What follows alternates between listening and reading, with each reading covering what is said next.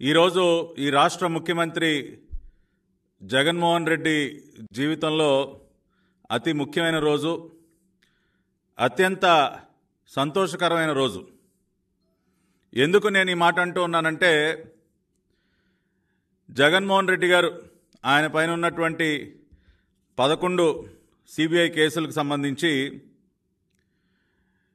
సరిగ్గా 10 సంవత్సరాల క్రితం ఇదే రోజున బెయిల్ పొందారు. ఆయన సెప్టెంబర్ 23, 2013న జగన్మోహన్ రెడ్డి గారు 16 నెలలు జైలు జీవితాన్ని అనుభవించిన తర్వాత బెయిల్ పొందారు. అంటే ఈ రోజుకి సరిగ్గా 10 సంవత్సరాలు పూర్తి చేసుకున్నారు జగన్మోహన్ రెడ్డి గారు దిగ్విజయంగా. కోర్టు బెయిల్ పైన దర్జాగా జీవించడాన్ని 10 సంవత్సరాల పాటు చక్కగా ఎంజాయ్ చేసి ఈ రోజున పూర్తి చేసుకున్నారు. కాబట్టి 10వ బెయిల్ వార్షికోత్సవం జగన్మోహన్ రెడ్డి గారికి. కాబట్టి నిజంగా కూడా నాకు తెలిసి చాలా ఆనందంగా ఉండుంటారు.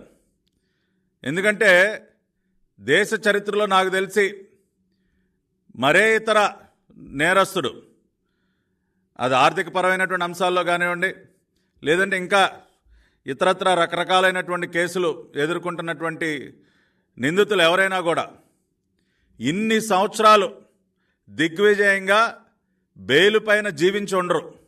కానీ అటువంటి ఘనతని మన రాష్ట్ర ముఖ్యమంత్రి గౌరవనీయులైనటువంటి వైఎస్ జగన్మోహన్ రెడ్డి గారు సాధించారు. కాబట్టి అయ్యా జగన్మోహన్ రెడ్డి గారు, మరి ఇంత చాకచక్యంగా, ఇంత గొప్ప నేర్పరితనంతో మీరు కోర్టులని తప్పించుకుంటూ 10 సంవత్సరాలు బెయిల్ పైన మీ జీవనాన్ని పూర్తి చేసినటువంటి సందర్భంగా మాకు ఇష్టం లేకపోయినా కూడా మిమ్మల్ని అభినందిస్తున్నాం. ఎందుకంటే అది కూడా ఒక ఘనతే కదా. ఇన్ని సంవత్సరాలు బెయిల్ పైన దర్జాగా బయట తిరగటం అనేది సామాన్యమైనటువంటి విషయం కాదు జగన్మోహన్ రెడ్డి గారు. అది మీకే సాధ్యమైంది. కాబట్టి ఇష్టం లేకపోయినా కూడా మిమ్మల్ని అభినందించక తప్పట్లా ఇవాళ.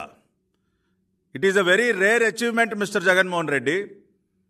I don't think any individual in this country had achieved this rare achievement. So ఆ రకంగా ఇవాళ ఉదయం నుంచి మరి తాడేపల్లి కొంపలో పెద్ద ఎత్తున సంబరాలు జరుగుతున్నాయంట.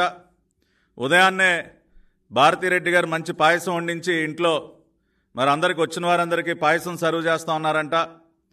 ఈరోజు రాత్రికి మరి పెద్ద ఎత్తున ఒక విందును కూడా ఏర్పాటు చేసినట్టు తెలుస్తూ ఉంది.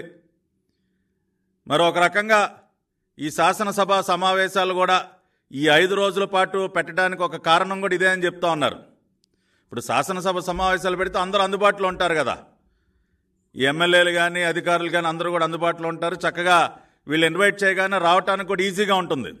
మామూలు రోజుల్లో అయితే అంత దూరం నుంచి రావాలంటే కష్టం. కాబట్టి జగన్మోహన్ రెడ్డి గారు ముందుగానే, ఆయన ఏదైనా ముందుగా బ్రహ్మాండంగా ప్లాన్ చేస్తారండి. ముందు చూపు ఎక్కువ ఆయనకి.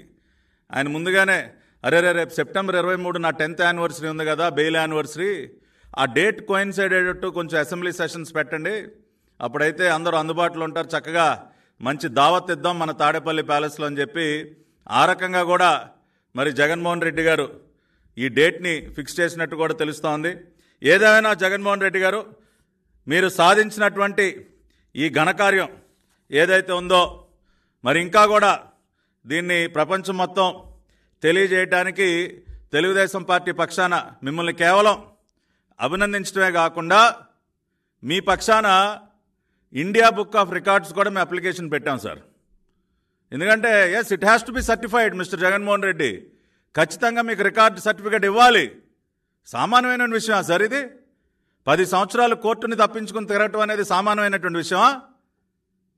4.5 సంవత్సరాలుగా ఒక్కసారైనా మీరు కోర్టుకు హాజరయ్యారా? ఒక్కసారైనా కోర్టు భవన్లో నుంచున్నారా మీరు? కాబట్టి ఇది అనితర సాధ్యమైనటువంటి విషయం జగన్ రెడ్డి గారు, మీరు సాధించారు ఇవాళ. 10 సంవత్సరాలు బెయిల్ పైన జీవించడం అనేది it is a rare phenomenon.